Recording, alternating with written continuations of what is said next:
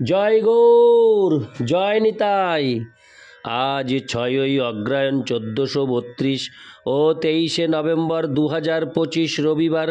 আজ আমি শ্রী চৈতন্য চরিতামৃত পাঠ করছি। আমি পাঠ করছি শ্রী চৈতন্য চরিতামৃতের মধ্যলীলা প্রথম খণ্ড 11 অধ্যায় শ্রী চৈতন্য মহাপ্রভুর বেড়া কীর্তন লীলার শ্লোক 112 থেকে 124। নারায়ণ হে নারায়ণ, ভবভয় হরণম নারায়ণ। শ্লোক 112। ভট্ট কহে তুমি যেই কহ সেই বিধি ধর্ম, এই রাগ মার্গে আছে সূক্ষ্ম ধর্ম মর্ম। শ্লোকার্থ। ভট্টাচার্য রাজাকে বললেন, আপনি যা বলছেন সেটি বিধি ধর্ম, কিন্তু তাছাড়া আর একটি মার্গ রয়েছে যাকে বলা হয় রাগ মার্গ, এবং তাতে ধর্ম অনুশীলনের একটি সূক্ষ্ম মর্ম রয়েছে। তাৎপর্য: বৈদিক শাস্ত্র বিধি অনুসারে তীর্থস্থানে যাওয়ার আগে ব্রহ্মচর্য পালন করতে হয়। সাধারণত মানুষ ইন্দ্রিয় তর্পণে অত্যন্ত আসক্ত এবং মৈথুন না করলে তারা রাত্রে ঘুমোতে পারে না। তাই শাস্ত্রে নির্দেশ দেওয়া হয়েছে যে তীর্থক্ষেত্রে যাওয়ার আগে সাধারণ মানুষের ব্রহ্মচর্য পালন করা উচিত। তীর্থক্ষেত্রে যাওয়ার পর একদিন উপবাসী থাকতে হয় এবং তারপর মস্তক মুণ্ডন করে সেই তীর্থক্ষেত্রের নিকটবর্তী নদীতে অথবা সমুদ্রে স্নান করতে হয়। পাপ স্খলনের জন্য এই সমস্ত বিধির নির্দেশ রয়েছে। পূর্বকৃত পাপ কর্মের ফল থেকে মুক্ত হওয়ার জন্য মানুষ সাধারণত তীর্থস্থানে যায়। প্রকৃতপক্ষে তারা তীর্থক্ষেত্রে গিয়ে তাদের পাপ কর্মগুলি ছেড়ে আসে এবং তার ফলে তীর্থযাত্রীদের পাপ তীর্থক্ষেত্রে সঞ্চিত হয়। কিন্তু কোনো শুদ্ধ ভক্ত যখন তীর্থক্ষেত্রে যান, তখন তিনি জনসাধারণের ফেলে আসা সেই সমস্ত পাপ থেকে তীর্থক্ষেত্রকে মুক্ত করেন। তীর্থী কুর্বন্তি তীর্থানি, ভাগবত 1:13-10। তাই সাধারণ মানুষের তীর্থক্ষেত্রে যাওয়া এবং একজন মহাপুরুষের তীর্থক্ষেত্রে যাওয়ার মধ্যে পার্থক্য রয়েছে। সাধারণ মানুষ তীর্থক্ষেত্রে গিয়ে তার পাপ ছেড়ে আসে এবং মহাপুরুষেরা অথবা ভক্তরা কেবল তাদের উপস্থিতির দ্বারা তীর্থক্ষেত্রের সেই সঞ্চিত পাপ পরিষ্কার করে দেন। শ্রী চৈতন্য মহাপ্রভুর ভক্তরা সাধারণ মানুষ ছিলেন না এবং তাই তাদের বিধি ধর্ম অনুসরণ করার প্রয়োজন ছিল না। পক্ষান্তরে শ্রী চৈতন্য মহাপ্রভুর প্রতি তাদের স্বতঃস্ফূর্ত প্রেম বিকশিত হয়েছিল। জগন্নাথপুরীতে পৌঁছেই তারা শ্রী চৈতন্য মহাপ্রভুকে দর্শন করতে গিয়েছিলেন এবং তার আদেশে তারা শাস্ত্রের বিধি লঙ্ঘন করে মহাপ্রসাদ গ্রহণ করেছিলেন। ইতি শ্লোক 112। শ্লোক 113। ঈশ্বরের পরোক্ষ আজ্ঞা ক্ষৌর উপাসন, প্রভুর সাক্ষাৎ আজ্ঞা প্রসাদ ভোজন। শ্লোকার্থ। শাস্ত্রে যে মস্তক মুণ্ডন এবং উপবাস ইত্যাদি করার নির্দেশ রয়েছে সেগুলি ভগবানের পরোক্ষ নির্দেশ, কিন্তু ভগবানের প্রসাদ গ্রহণ করা ছিল মহাপ্রভুর সাক্ষাৎ আদেশ। তাই স্বাভাবিকভাবেই ভক্তরা প্রসাদ গ্রহণ করাকেই তাদের প্রধান কর্তব্য বলে মনে করেছিলেন। ইতি শ্লোক 113। শ্লোক 114। তাহা উপবাস যাহা নাহি মহাপ্রসাদ, প্রভু আজ্ঞা প্রসাদ ত্যাগে হয় অপরাধ। শ্লোকার্থ। যেখানে মহাপ্রসাদ নেই সেখানেই উপবাস করতে হয়, কিন্তু ভগবান নিজে যখন প্রসাদ গ্রহণ করতে বলছেন তখন সেই প্রসাদ যদি ত্যাগ করা হয় তাহলে অপরাধ হয়। ইতি শ্লোক 114।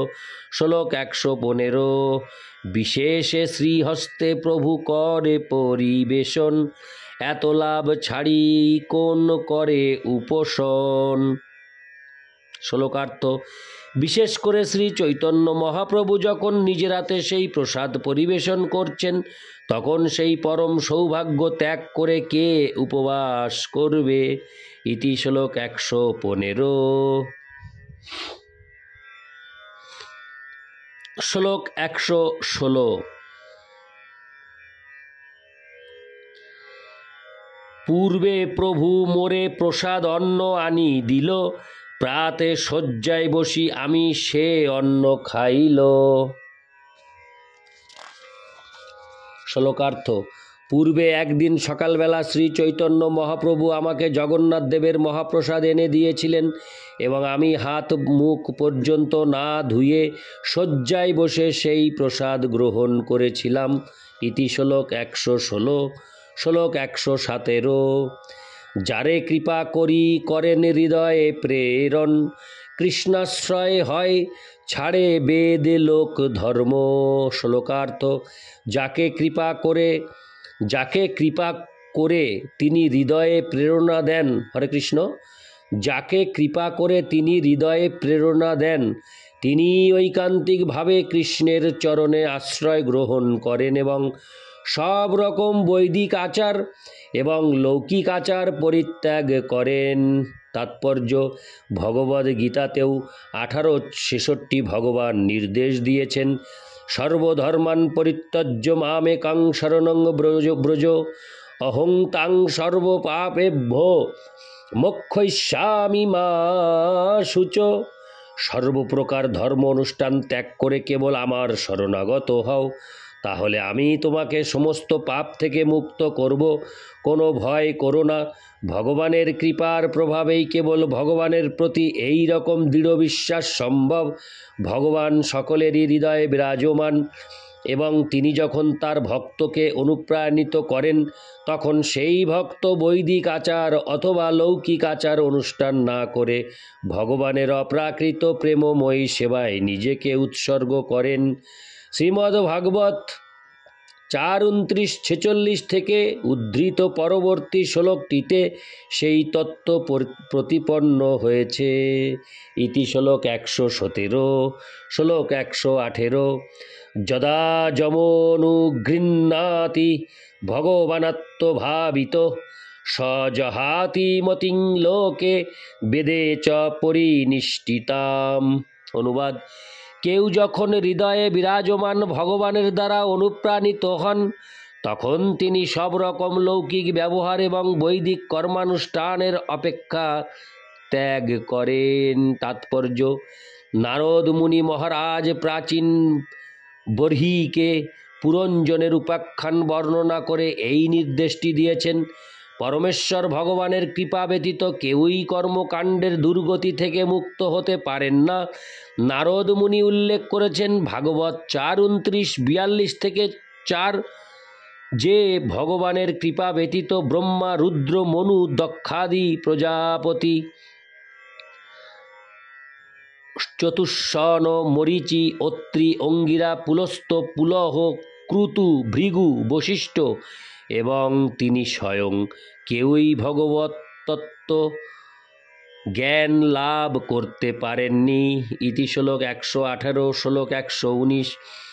তবে রাজা অট্টালিকা হইতে তলেতে আইলা, কাশীমিশ্র পরিছা পাত্র দুহে আনাইলা। শ্লোকার্থ। তারপর মহারাজ প্রতাপরুদ্র অট্টালিকার উপর থেকে নেমে এলেন এবং কাশীমিশ্র ও পরিছাকে ডাকালেন।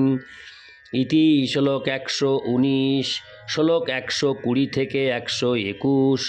প্রতাপরুদ্র আজ্ঞা দিল সেই দুইজনে, প্রভু স্থানে আসিয়াছেন যত প্রভুর গণে, সবারে স্বচ্ছন্দ বাসা, স্বচ্ছন্দ প্রসাদ, স্বচ্ছন্দ দর্শন করাইও, নহে যেন বাদ। শ্লোকার্থ। মহারাজ প্রতাপরুদ্র তখন কাশীমিত্র এবং মন্দিরের পরিছাকে বললেন, শ্রী চৈতন্য মহাপ্রভুর কাছে তার যত ভক্ত ও পার্ষদ এসেছেন তাদের সকলের থাকার জন্য স্বাচ্ছন্দ্যপূর্ণ বাসস্থান ও প্রসাদের ব্যবস্থা করুন এবং তাদের ভালো করে মন্দির দর্শন করান যাতে তাদের কোনো অসুবিধা না হয়।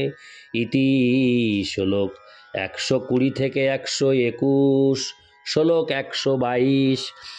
প্রভুর আজ্ঞা পালিহ দুহে সাবধান হঙ্গা, মানে হও আজ্ঞা নহে তবু করিও ইঙ্গিত বুঝিয়া। শ্লোকার্থ, শ্রী চৈতন্য মহাপ্রভুর আদেশ আপনারা ভালোভাবে পালন করবেন। যদি তিনি আদেশ নাও দেন তবুও ইঙ্গিত বুঝে তার যা প্রয়োজন তা সব সরবরাহ করবেন। ইতি শ্লোক 122, শ্লোক 123। এত বলি বিদায় দিল সেই দুই জনে, সার্বভৌম দেখিতে আইল বৈষ্ণব মিলনে। শ্লোকার্থ, এই বলে রাজা তাদের দুজনকে বিদায় দিলেন আর সার্বভৌম ভট্টাচার্য বৈষ্ণবদের সঙ্গে শ্রী চৈতন্য মহাপ্রভুর মিলন দেখতে পেলেন। ইতি শ্লোক 123, শ্লোক 124।